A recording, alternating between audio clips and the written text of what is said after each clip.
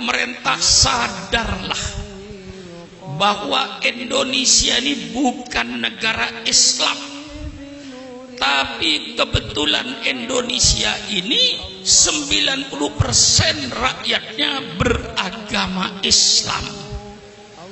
Maka kalau pemerintah mau bikin undang-undang, mau bikin peraturan, pakai pikir.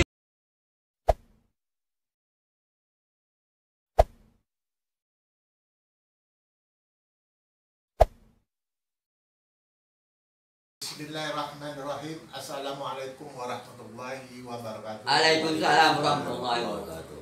Yang saya hormati Pak Ustadz, kita tadi sama-sama mendengar dari Ustadz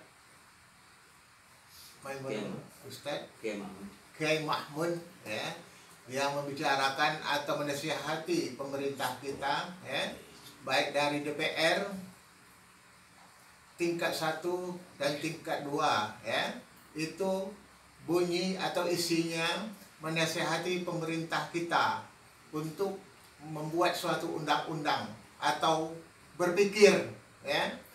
Jadi bagaimana menurut bapak-bapak ya, atau jemaah sekalian, menurut yang disampaikan oleh Ustadz Mahmud tadi, bagaimana Pak Ustadz? Assalamualaikum warahmatullahi wabarakatuh.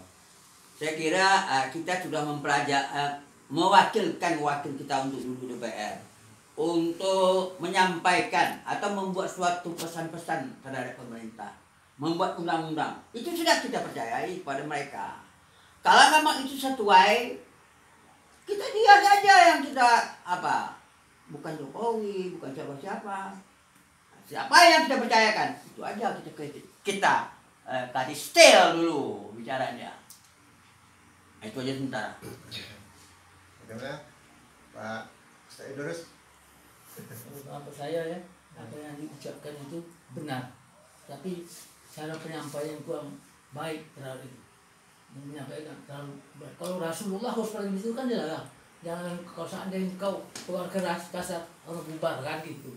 Jadi bahasa saya itu ucapannya memang benar, tapi cara menyampaikan aja yang salah. Itu aja. Memang selama ini kan banyak Islam ini kan di pojok-pojok buat mengundang, tapi akhirnya di pojok Islam menyempit-nyempitkan dari Islam untuk Islam. Dan itu mungkin kurang juga, saya setuju dengan pemerintah ini. Ya. Jadi untuk selanjutnya Kita serang. akan kita serahkan sama Pak Ustadz. Bagaimana Pak Ustadz? Ya. Assalamualaikum warahmatullahi wabarakatuh. Allahumma sholli ala Muhammad wa ali Muhammad. Allahumma sholli ala Muhammad. Qala Allah Ta'ala fil Qur'anil Karim, a'udzu billahi minasyaitonir rajim. Bismillahirrahmanirrahim. Wal 'asri innal insana lafi khusr illa alladzina amanu wa 'amilus solihati wa tawassaw bil haqq wa tawassaw bis sabr. Ini Allah mengatakan demi masa atau demi waktu, semua manusia dalam keadaan rugi semuanya, kecuali kata Allah orang-orang yang beriman dan beramal soleh, saling menasihat sesama, maksudnya saling menasihat dengan jalan yang benar dan saling menasihat dengan sabar. Jadi kita kalau memberi nasihat pemerintah bukan tak boleh, tapi kita harus punya hikmah dengan bijaksana, dengan penuh kesabaran. Kita kalau untuk menasihati tidak boleh gegabah atau emosi. Jadi kalau kita menasihat dengan emosi, berarti kita sudah ditunggangi oleh syaitan. Itu saja yang paling penting bagi kita semua. Sebab walaupun bagaimanapun benar, kalau sistem yang kita bawa salah, akhirnya salah. Sama kita membantu orang atau apa saja bentuknya. Orang mengharap kita membantu, tapi kita barang itu benar, kita lempar dengan dia. Ambil nih barangnya. Bagaimana? Benar kita menyampaikan itu salah, akhirnya salah. Jadi bagi saya beranggapan tentang Kiai Mahmud itu seharusnya tak boleh kasar-kasar lah untuk menyampaikan menasihat pemerintah. Gunakan akal atau pikiran itu rasa-rasanya agak kasar. Cobalah seandainya kita dibuat orang digitukan bagaimana? Ya perasaan orang sama saja perkataan kita. Seandainya kita digitukan orang, kita sebagai pejabat digitukan orang bagaimana? Tentu rasanya tidak enak. Jadi kata Rasulullah, yang kata Allah dan Rasulullah, ya Muhammad, hendaklah berlaku lemah lembut kamu kepada orang. Kalau seandainya kau berlaku kasar, berhati kasar, maka orang menjauhkan diri darimu. Jadi kata Allah itu dalam surat apa? Ali Imran ayat 159 jelas. Dengan rahmat Allah. Dengan rahmat Allah kamu berlaku lemah lembut. Jadi kalau kita tidak berlaku lemah lembut bukan dengan jalan Allah, mungkin jalan selain daripada Allah, itu saja. Jadi untuk nasihat Pak Kiai tadi bagus, bersemangat ya.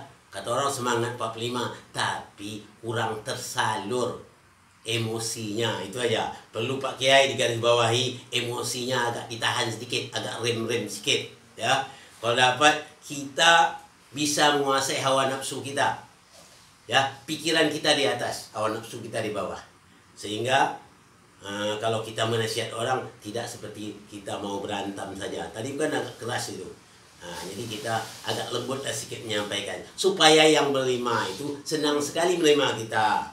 Kita ini sifatnya bukan mengejek atau menghina atau memaki, tapi kita merangkul hati orang itu. Mari kita rangkul bersama-sama dengan wahyu Allah.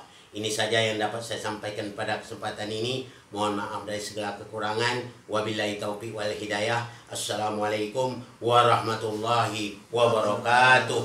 Waalaikumsalam warahmatullahi wabarakatuh.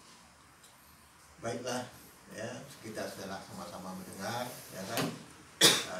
Kemudian bisa kita ambil kesimpulan, ya, bahwa menasihati itu, merangkul seseorang itu adalah dengan cara lemah lembut, ya, bukan dengan secara kekerasan, ya.